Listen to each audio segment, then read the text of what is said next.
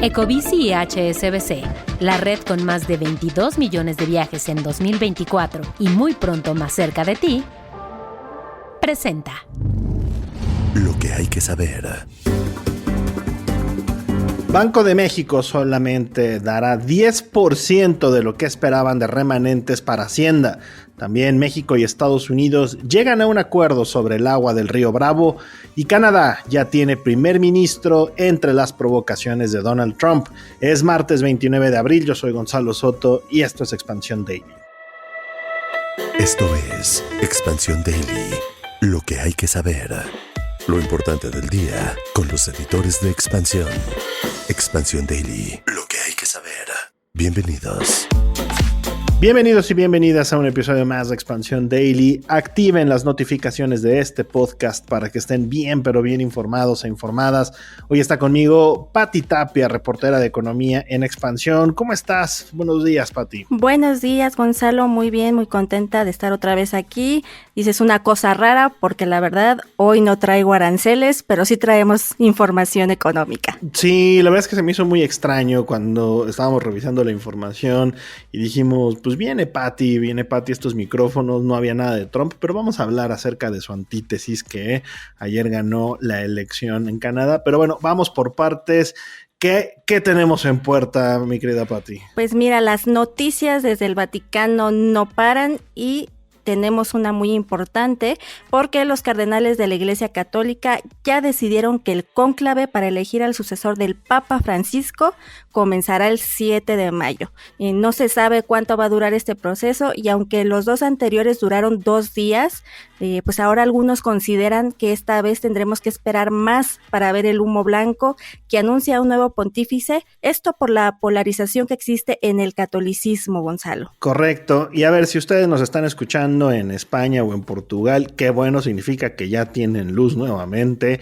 Qué cosa lo que sucedió ayer con el apagón en la península ibérica, un día inédito, tal cual, paralizó ciudades enteras. Las imágenes que vimos de urbes tan importantes como Madrid, Barcelona, Bilbao, Lisboa, Sevilla, fueron realmente como del mundo postapocalíptico, ¿verdad? Qué importante se ha convertido la electricidad. Obviamente estoy diciendo una obviedad, digo, al parecer, pero de verdad lo damos por sentado mucho de esto que tenemos, ¿verdad? Y bueno, ayer de verdad fue un caos absoluto. La electricidad fue regresando con el paso de las horas de manera lenta. Las investigaciones sobre lo que sucedió están en curso y bueno, Luis Montenegro, primer ministro portugués, atribuyó el origen del fallo a un evento probablemente en España, y Pedro Sánchez, el presidente del gobierno español, dijo: no nos vamos a apresurar, hay que analizar todas las causas potenciales. Eso al menos hasta el momento de la grabación de este podcast. En las próximas horas seguramente el gobierno saldrá a decir qué onda con esto que sucedió con el sistema eléctrico allá en la península ibérica. Pero bueno, híjole, a Hacienda le aplicaron una del SAT. Hacienda sintió lo que están sintiendo los contribuyentes en estos momentos, que pues hay muchas quejas sobre las devoluciones, sobre que hay algunas que están siendo menores a lo que estaba precargado o anticipado.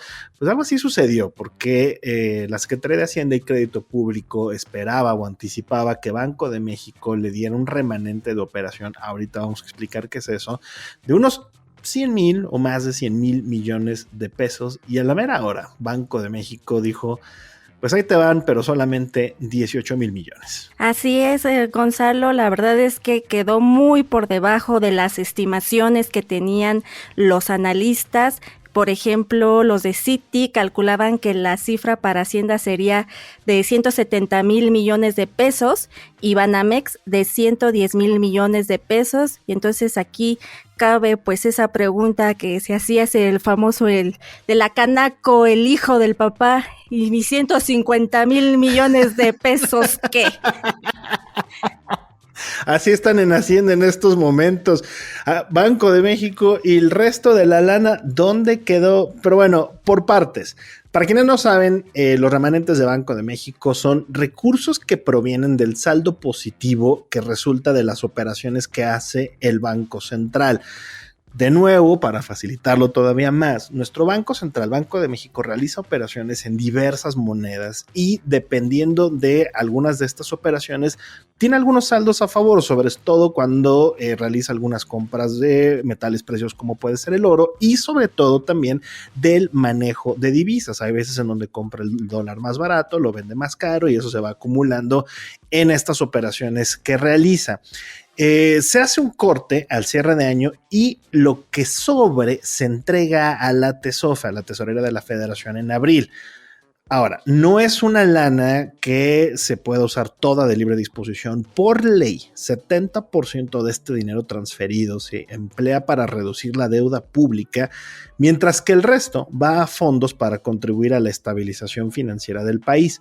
Ahí radica, estimados podescuchas, la gran esperanza de Hacienda de recibir una muy buena lana de Banco de México para hacer frente a todo lo que tiene de compromiso de gasto. Sí, no, la verdad es que ahí se quedó esperando Hacienda. Bueno, y regresando pues a esta información de lo que dio a conocer el Banco de México, es que el año pasado tuvo una utilidad de más de 800,000 millones de pesos, pero 88% se destinó a la amortización de pérdidas de ejercicios anteriores y 9% a la creación de reservas, así que nada más se entregará a la Secretaría de Hacienda 3%. Que no es absolutamente nada en el gran espectro de las cosas y de las finanzas públicas. El dinero que se recibirá además no estaba contemplado en el presupuesto, por lo que tampoco se espera genere un gran efecto en las finanzas públicas. Si ustedes estaban anticipando, tenían fe de que el SAT les regresaría lo que pensaban que les iba a tocar o que sería pronto. Estas son de esas noticias que afectan precisamente este tipo de decisiones del gobierno. También mucho ojo, porque evidentemente hay de dos sopas: o apretarse el cinturón o buscar mayor recaudación.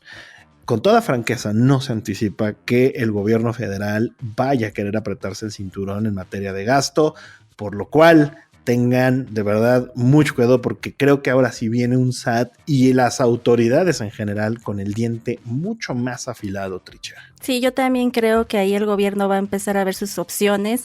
Pues ya lo platicábamos, el dinero se agota y pues aquí también algunos expertos pues comentan que pues este dinero que va a recibir, sus 18,000 millones de pesos, pues es una cosa de nada, o sea, no alcanza para cubrir ni un poquito de la deuda del país. Digo, en comparación de otros años, que por ejemplo en 2017 que se entregó un remanente del ejercicio de 2016, pues fue de 321,000 millones de pesos. Entonces, pues quedó muy lejos esa cifra, Gonzalo. Muy lejos, la verdad, un desempeño muy pobre también el que ha tenido nuestras finanzas públicas en los últimos años. Esta situación no es más que reflejo de que pues durante varios años ya hemos tenido una especie de fiesta del gasto. Llegó el momento de pagar la cuenta. Es como si ustedes hubieran ido a una gran comida con muchos amigos, piden y piden tragos, piden y piden comida, y llega el mesero y les dice, es tanto, ¿verdad? Y es el doble o el triple de lo que esperaban. Hay de dos: o hacer la vaquita más grande entre todos, o pues apagar las consecuencias de alguna otra forma, y eso es lo que estamos viendo en este momento, mi querida Patti. Pero bueno, en medio de toda esta locura e incertidumbre hacendaria, el gobierno y la banca preparan un convenio para financiar a las pequeñas y medianas empresas. Es un plan que será presentado en la próxima convención bancaria que se llevará a cabo el 8 y 9 de mayo allá en Puerto Vallarta, y a la que acudirá la presidenta Claudia Sheinbaum y también Altagracia Gómez, titular del Consejo Asesor Empresarial del gobierno de México. Una iniciativa muy, muy interesante. Sí, como comentas, pues ya el banco y el gobierno están afinando este plan para que las pequeñas y medianas empresas tengan acceso a mejores condiciones de crédito, lo cual es muy importante porque el crédito bancario es el segundo método de financiamiento de las empresas. Y pues aquí Tamara Caballero, directora general de Multiva, le comentó a nuestra compañera Luz Helena que parte del problema es la forma en que analizan pues a estas empresas, y el convenio entre el gobierno y los bancos pues va a permitir a estos hacer un mejor análisis sobre la capacidad de pago de los clientes, Gonzalo. Ya sabemos que la banca en México tiene un gran problema, o tenemos un gran problema de bancarización en nuestro país. Por más que se han creado fintechs, por más que han llegado a nuestro país nuevas instituciones, bancos, neobancos, llamémosle como sea, la aguja de la bancarización sigue estando del lado equivocado de la gráfica, es decir, falta mucha gente que se involucre en el sistema financiero mexicano, y en particular las pymes, que representan prácticamente más del 90% de los empleos de este país, reciben muy poca lana porque, de acuerdo también con Tamara Caballero, se les analiza de una manera que no es la adecuada, y dice, hay que ver en el caso de las empresas los flujos más que los estados financieros. Es decir, hay que ver cómo está el recorrido de la empresa, más que una fotografía en firme para poder agarrar y decir, te presto la lana.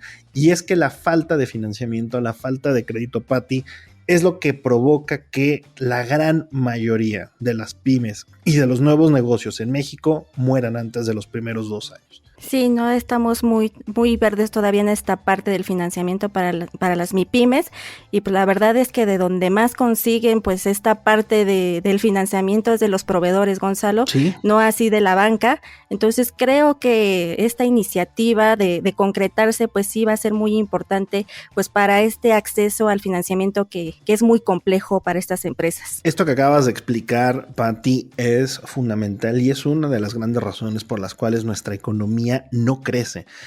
La banca no te presta, o no te financia. Quien te financia es otra pyme igual que tú. Es decir, yo tengo un negocio, tú tienes un negocio, tú eres mi proveedora, y en lugar de que el banco me presta mi dinero para pagarte a ti, tú eres quien me dice, bueno, no me pagues ahorita, págame en 90 días, y ahí nos vamos, ¿verdad?, campechaneando los pagos, y se vuelve una cadena hasta que llega a alguna empresa, digamos, de insumo básico, la primera parte de esta cadena, que es la que normalmente más padece, ¿no?, por esta falta de flujo de recursos, por esta falta de pago y esta falta de financiamiento. Insisto, esto ocurre en la economía número 12 del planeta. Entonces el reto es muy, muy grande. Pero bueno, cambiando de temas a asuntos bilaterales, México y Estados Unidos llegaron por fin a un acuerdo sobre las asignaciones de agua del río Bravo. Si recuerdan, a principios de abril, el presidente de Estados Unidos, aquí está, Pati, sí, vamos a hablar de Donald Trump. A principios de abril, el presidente Trump amenazó a México con sanciones y aranceles. También estamos hablando de aranceles si no se cumplía con este tratado de más de 80 años sobre la repartición del agua entre los dos países. Y finalmente ya tenemos un acuerdo, pues esto sobre un tratado que data de 1944. Toda la razón, Gonzalo, así es. Trump nos amenazó con aranceles y no se cumplía con este tratado, y pues a partir de ahí pues México ha hecho el esfuerzo. Y sí, pues llegaron a un acuerdo. El Departamento de Agricultura de Estados Unidos detalló que el gobierno mexicano se comprometió a transferir agua de embalses internacionales y a aumentar la participación de Estados Unidos en el flujo en 6 de los afluentes del río Bravo de México hasta el final del actual ciclo hídrico de 5 años que vence en octubre. Así es, la autoridad federal, Pati Podescuchas, explicó que la sección mexicana de la Comisión Internacional de Límites y Aguas dará seguimiento tanto a la ejecución de estas acciones y a la evolución de las condiciones de la cuenca en conjunto con la CONAGUA. La meta es generar un plan para el siguiente ciclo del Tratado de 1944 que asegure el cumplimiento de los compromisos de México derivados de este y el siguiente ciclo, que también habrá pues con algunas consultas anuales de alto nivel. por lo menos ya no es un punto de tensión de cara al TEMEC, ¿no? Exactamente, pero bueno, ahí nada más pues sí decir que la presidenta Claudia Sheinbaum pues ha enfatizado que México cumplirá con el tratado en la medida en lo que sea posible por las condiciones de sequía. Sabemos que pues también hemos tenido esos problemas aquí en el país, Gonzalo, y pues se ha dicho que el abastecimiento de agua para consumo humano es y va a ser prioridad. Y hablando de TEMEC, Pati, el tercero de nuestros socios de este acuerdo, Canadá, ya tiene oficialmente un primer ministro, que es el que ya estaba de manera interina porque se fue Trudeau, se quedó Mark Carney, pero ayer en una elección que se presagiaba ya que iba a ganar él, desde hace ya algunas semanas, vaya manera de darle la vuelta por parte del Partido Liberal, que a finales de diciembre estaba completamente derrumbado. Pero es una gran lección de madurez política por parte, yo creo que del Partido Liberal, pero en general de la democracia canadiense. Y es que cuando Trudeau se dio cuenta que ya no daba para más, que su partido se enfilaba a una derrota histórica, dio un paso a un lado, dio las gracias. Carney asumió el liderazgo del partido después de una elección interna en el Partido Liberal en la que Carney venció a la exnegociadora canadiense del TEMEC hace algunos años, a Chrystia Freeland. Pues se posicionó como una figura sí de alternativa a Trudeau, o de a un avance respecto a donde estaban los canadienses, sobre todo en materia económica, pues sobre todo es la antítesis de Donald Trump. Y eso es lo que eligieron los canadienses. Sí, ¿no? Y seguir con esta parte de enfrentar esta guerra comercial de Trump y sus amenazas de que Canadá sea el estado 51 de Estados Unidos. Gonzalo no ha quitado el dedo del renglón, y pues ahí estuvo muy presente también Trump en las votaciones canadienses con sus dichos sobre esta soberanía de Canadá, y pues ahí en su red social, en su Truth Social, dijo que eligieran al hombre que tiene la fuerza y la sabiduría para reducir sus impuestos a la mitad y aumentar su poder militar. ¿Quién sabe a quién estaba él apoyando? Porque ninguno de los dos dejó que Trump se metiera en las elecciones de Canadá. Pero bueno, no, como dices, no hay sorpresas. Lo que sí es que pues vemos que con Carney tenemos un aliado, ¿no? Correcto. Él ya ha hablado con la presidenta Sheinbaum y de fortalecer esta relación comercial y de inversión entre ambos países. Y pues sí, lo que ellos coinciden es en proteger esta competitividad de América del Norte, y pues ahí sí creo que México tiene un buen aliado, Gonzalo. Por eso la relevancia de haber tocado tantas veces a lo largo de las últimas semanas el proceso electoral canadiense, por eso la importancia de traer el resultado a este podcast esta mañana, porque como bien lo dices, México gana un aliado, por lo menos en el papel y de saque de lo que ya ha platicado Carney con la presidenta Sheinbaum. Es un hombre que además cree firmemente en el libre comercio, cree firmemente, como decías, en América del Norte como una región para competir con el resto del planeta. Él sabe perfectamente que Canadá por sí solo, México por sí solo, no podemos competir de la misma forma en que lo hemos hecho los últimos prácticamente 30 años, de manera, la verdad, relativamente exitosa, con muchos bemoles, pero estamos en una mejor posición de donde nos encontrábamos hace 3 décadas. Lo que sí es, Carney, es estos ejemplos de, oye, ya cálmate por favor, no le hacía falta esto a tu currículum. El hombre fue gobernador del Banco de Canadá durante la crisis de 2008-2009, sacó adelante al país en un momento en el cual, sacó muy rápido a Canadá, porque a diferencia de Estados Unidos, la regulación financiera que él implementó era mucho más rigurosa, y por lo mismo el daño financiero allá en Canadá fue menor. Después fue gobernador del Banco de Inglaterra. Lo invitaron los ingleses a formar parte de este gobierno, el primer extranjero, el primer canadiense en asumir esta posición. Pues le tocó nada más y nada menos que enfrentar el Brexit de manera exitosa, y ahora vuelve, o sea, en lugar de estar ya con sus chanclitas, ¿verdad? Esperando el ocaso, pues se aventó al ruedo político, donde es prácticamente un novato, y ahora será primer ministro canadiense, pues por el futuro, por lo menos por los próximos 5 años. Pues sí, ahí lo tenemos, ya unas votaciones muy claras, y pues vamos a ver cómo seguimos trabajando con nuestro socio comercial, Gonzalo. Correcto. Pero bueno, vámonos ya con la última información, una que tiene que ver con el Mundial de Fútbol. Aunque a veces parezca, no todo está perdido. Y bueno, seguramente tú, Tricha, ni ninguno de nuestros podescuchas, o quizá alguno ha escuchado hablar de Populous, pero se trata de un despacho arquitectónico que realizó los diseños de los estadios en Monterrey y Guadalajara, y ahora trabaja en el Estadio Azteca, el Estadio Ciudad de México, con la visión de integrarlos con nuestras urbes.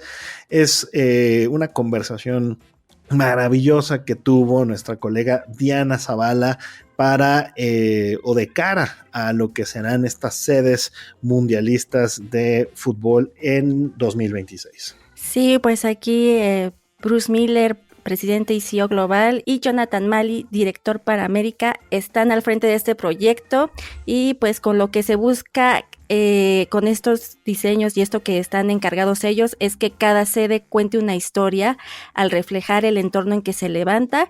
Además, otro punto distintivo de su trabajo es que sus estadios están hechos a medida para los fanáticos de ese entorno particular.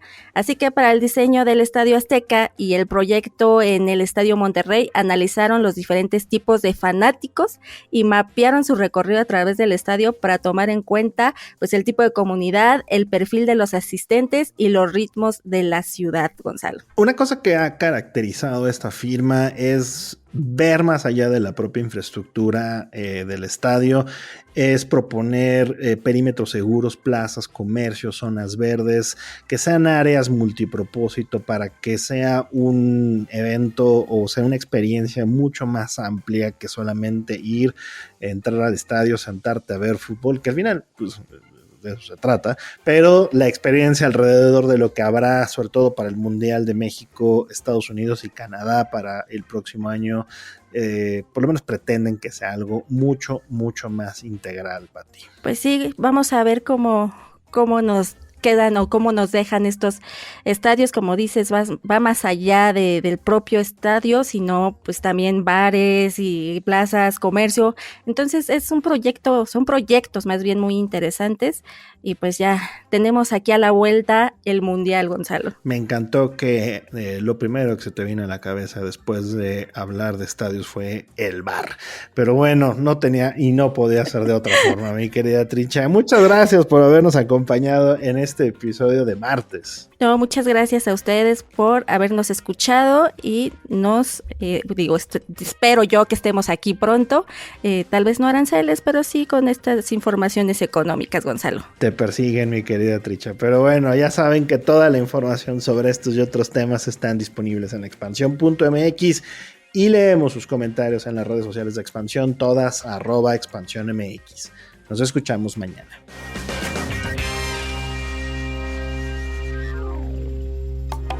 Expansión Daily. Escucha un nuevo episodio lunes a viernes a partir de las 6 de la mañana. Expansión Daily es un podcast de Expansión. Este episodio llega a ti gracias a rss.com, el podcasting hecho simple. Ecobici y HSBC, la red con más de 22 millones de viajes en 2024 y muy pronto más cerca de ti, presentó